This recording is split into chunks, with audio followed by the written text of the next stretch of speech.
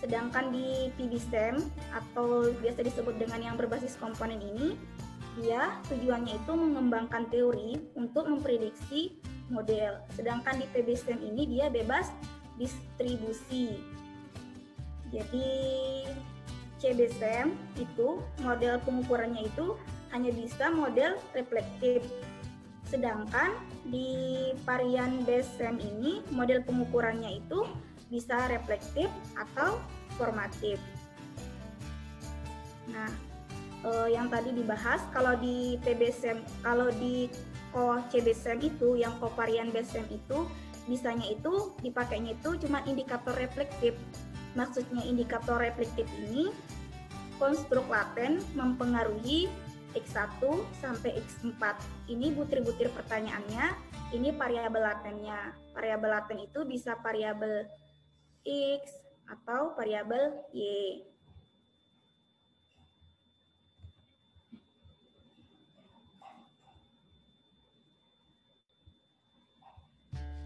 Nah, sedangkan ini model indikator formatif.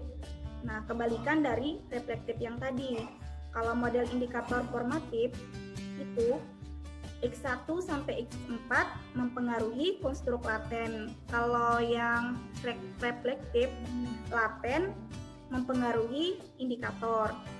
Sedangkan di PBSEM yang di covarian itu, covarian BSEM itu hanya bisa menggunakan indikator reflektif. Sedangkan yang kita bahas di sini itu adalah yang berbasis komponen bisa menggunakan indikator formatif dan reflektif. Nih, CBSEM PS PBSEM. CBSEM ini memiliki keterbatasan pada pengolahan data dengan jumlah sedikit, sehingga PBSEM ini menjadi alternatif yang lebih baik. Jadi, SEM berbasis komponen ini bertujuan untuk mengembangkan atau membangun teori hubungan kausalitas tidak sama dengan hubungan prediktif. SEM berbasis komponen ini memiliki dua metode, PLS dan GSCA. Tapi pada webinar kali ini kita mau bahas yang PLS, dan GSCA ini cuman mau menjelaskan yang dasar-dasarnya saja.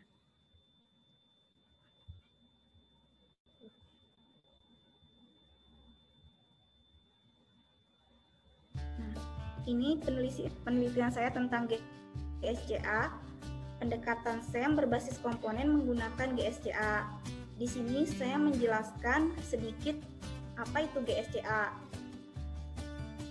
Jadi GSCA itu merupakan salah satu analisis SEM berbasis komponen di mana variabel laten didefinisikan sebagai komponen atau komposit tertimbang dari variabel indikatornya. SEM GSCA ini merupakan suatu pendekatan SEM yang kuat karena melengkapi kekurangan yang ada pada SEM berbasis covarian dan PLS SEM. Model dalam GSCA itu terdiri dari 3 sub, model struktural, model pengukuran, dan model pembobotan. Sedangkan di PLS yang mau kita bahas nanti, modelnya itu terdiri dari cuman 2, model struktural dan model pengukuran. Ini jadi PLSM itu bertujuan untuk menguji hubungan prediktif antar konstruk dengan melihat apakah ada hubungan atau pengaruh antar konstruk tersebut. Konsekuensi logis penggunaan PLSM itu adalah pengujiannya itu dapat dilakukan tanpa dasar teori yang kuat, mengabaikan beberapa asumsi, dan parameter ketepatan model prediksi dilihat dari nilai koefisien determinasi. PLSM ini sangat tepat digunakan pada penelitian yang bertujuan mengembangkan teori. Nah, ini bentuk strukturnya, gambar strukturnya, diagram, dan notasi PLS. Nah, ini namanya variabel laten. Yang ini C1 atau biasa disebut dengan X1 atau variabel independen. Ini eta 2 atau biasa disimbolkan dengan X2. ini si1 dan si2 mempengaruhi eta1. Eta1 ini maksudnya itu variabel Y1 atau dependen bisa mempengaruhi eta2 atau Y2.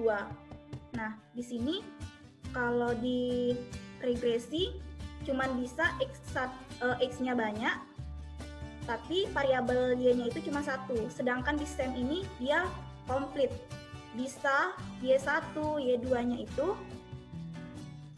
Y1, Y2-nya itu variabelnya banyak. Jadi saling mempengaruhi. Y1 bisa mempengaruhi Y2, Y2 bisa mempengaruhi X1, begitupun juga X1 bisa mempengaruhi X2 jalurnya. Begitu. Kalau regresi kan tidak, cuman satu jalur. Nah, asumsi dalam SEM.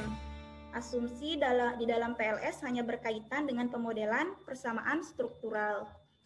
Hubungan antar variabel laten dalam inner model adalah linear dan adaptif. Model struktural ini bersifat rekursif. Ukuran sampel PLS-nya minimum 30-50 atau bisa lebih besar dari 200. Dan 10 kali jumlah indikator formatif mengabaikan indikator refleksif. 10 kali jumlah jalur atau path yang mengarah pada model struktural. Ini tahapan-tahapan PLS. Kita merancang model strukturalnya dulu, yang dimana maksudnya model struktural ini antara variabel eksogen, variabel dependen dan independen, atau biasa disimbolkan dengan huruf X dan Y. Sedangkan merancang model pengukuran ini atau outer model ini maksudnya itu merancang kuesionernya, misalnya variabel pelanggan. Nah, di dalam variabel pelanggan ini ada beberapa butir pertanyaan, misalnya ada 5 atau ada 3, itu kita rancang model pengukurannya yang kita hitung. Setelah itu mengkonstruksi diagram jalur, arahnya kemana saja jalurnya. Yang keempat, konversi diagram jalur ke sistem persamaan. Terus yang 5 kita duga parameternya. Yang keenam, evaluasi model. Yang ketujuh, pengujian hipotesis.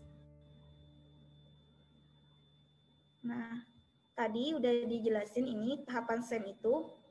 Pada PLS merancang inner model.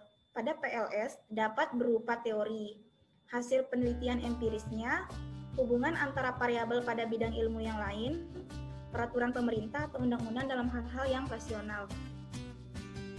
Merancang outer model, memilih refleksif atau formatif berdasarkan teori, penelitian empiris sebelumnya atau rasional. Yang ketiga, mengkonstruksi diagram jalur di sini dan 2 ke dalam sebuah diagram jalur atau biasa disebut dengan path diagram. Yang keempat itu pendugaan parameter. Di sini tuh menduga koefisien jalur, loading, dan weight. Pendugaan parameter itu melihat nilainya. Dan di sini evaluasi model, evaluasi outer model formatifnya, evaluasi outer model strukturalnya. Yang terakhir itu pengujian hipotesis. Hipotesis statistik untuk outer model, inner model atau variabel laten eksogen terhadap endogen dan inner model. Ya, sekian presentasi saya pada malam hari ini. Selanjutnya akan dilanjutkan oleh Ibu Ane untuk praktik PLS-nya menggunakan aplikasi